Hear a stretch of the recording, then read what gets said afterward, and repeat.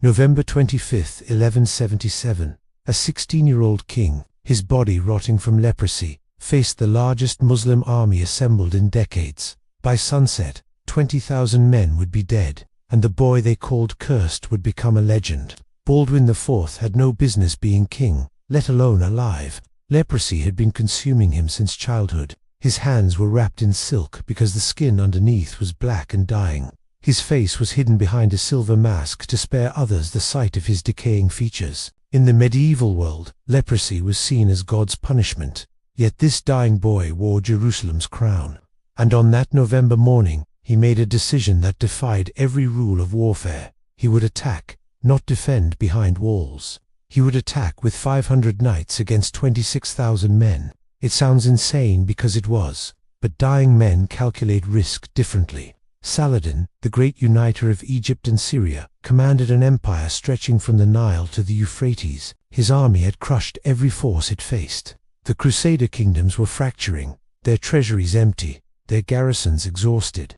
Jerusalem could maybe muster 15,000 men in total. Saladin had over 100,000. The math was brutal. Smart money said Jerusalem had weeks, maybe days, left, but Baldwin possessed something Saladin could factor into his plans. The clarity that comes when you know each battle might be your last. When your body is literally falling apart, you stop counting odds, you start counting what matters. And to Baldwin, what mattered was legacy. That October, terrifying intelligence arrived. Saladin was assembling his largest force ever, near the Egyptian border. 26,000 mounted warriors, including 8,000 elite Mamluks. Their destination was obvious. Jerusalem's garrison was less than 1,000 strong. In the throne room, Baldwin's advisors begged him to flee, to save himself. They weren't cowards, they were realists. But Baldwin, carried to the council on a litter because walking was torture, gave an answer that made hardened crusaders weep. I may die tomorrow or in 10 years, but I will die defending this kingdom. He could muster 500 knights, that's it. 80 were Templars, warrior monks sworn never to retreat. Supporting them were about 3,000 infantry, mostly local levies. The numbers were suicidal, 52 enemies for every single Christian knight. Then, Baldwin did something extraordinary. Despite hands so damaged he needed help to put on armor, he insisted on leading the army personally.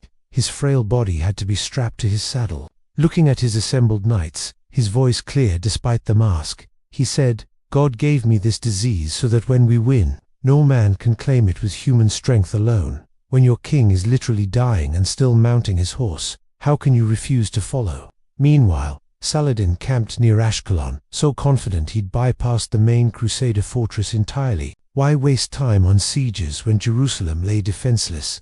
His emirs were already dividing up conquered lands.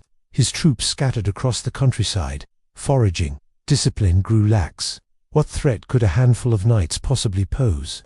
Saladin made one fatal assumption, that Baldwin would wait behind Jerusalem's walls like any sane commander. That assumption would cost him everything. On November 23rd, Baldwin's tiny force left Jerusalem. They covered 45 miles in 36 hours, insane pace for healthy men, but unimaginable torture for a king whose body was falling apart. Templars had to carry his litter when he lost consciousness from the pain. They weren't marching to defend, they were hunting. Hunting for the one moment, the one position, where 500 could somehow beat 26,000. On the morning of November 25th, near a hill called Montgisard, their scouts found it. Saladin's army was spread out over 3 miles, completely scattered, guard down, and the terrain held a secret. A series of ravines cut through what looked like open plains. These were natural funnels that could trap a fleeing army. The Templar Grand Master, Odo of St. Amand, rode to Baldwin's litter. "Sire, God has delivered them into our hands." But even he couldn't hide his shock at the sheer scale of the enemy. Banners blackened the horizon. Some knights openly wept, others prayed. But Baldwin demanded to be lifted onto his horse. His voice rang out, "Gentlemen, David faced Goliath with faith. We faced 26,000 with God." At 11 a.m., Saladin received his first warning. Dust clouds to the north, moving fast. His reaction was disbelief. By noon, the truth was undeniable. Crusader banners appeared on the ridge, the blood-red cross of the Templars, the golden crosses of Jerusalem. Saladin's forces frantically tried to reform, but it was too late.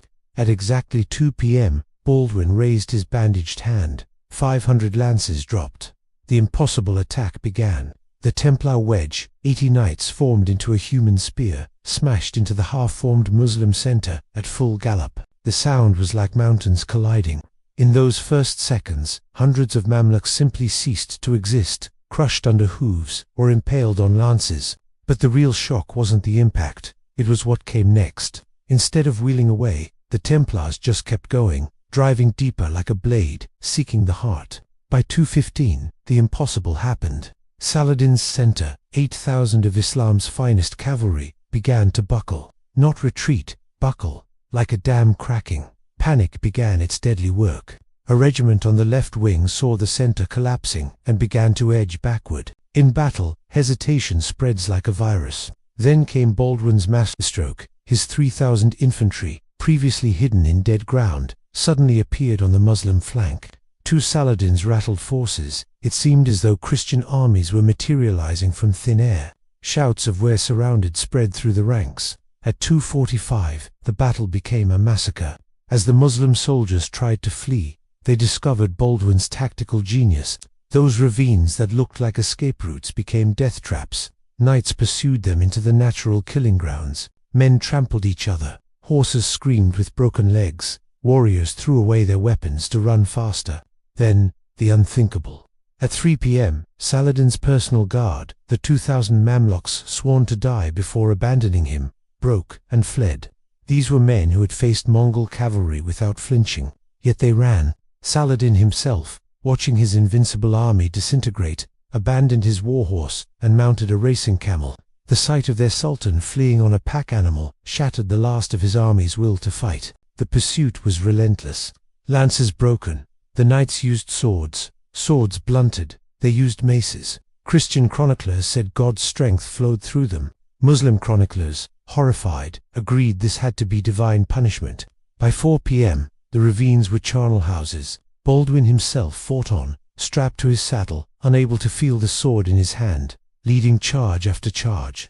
Knights later swore they saw tears of blood seeping from beneath his silver mask. As the sun set, the scope of the catastrophe became clear. Where Saladin's mighty host had stood, only corpses remained. 20,000 of his men were dead. Of the 26,000 who woke that morning, fewer than 2,000 survived. Baldwin, finally lifted from his horse, collapsed. But he waved away help, insisting on one final act. There on the field of death, the leper king led his exhausted army in prayer. Saladin's humiliation was total. He arrived back in Cairo with just a handful of survivors. His reputation was shattered. The Muslim chronicler Ibn al-Athir called it the most terrible catastrophe to befall Islam in this age. The victory gave the Crusader states a decade of breathing room they never dared hope for. Baldwin continued his impossible reign for 8 more years, eventually going blind and unable to walk, but his mind remained sharp.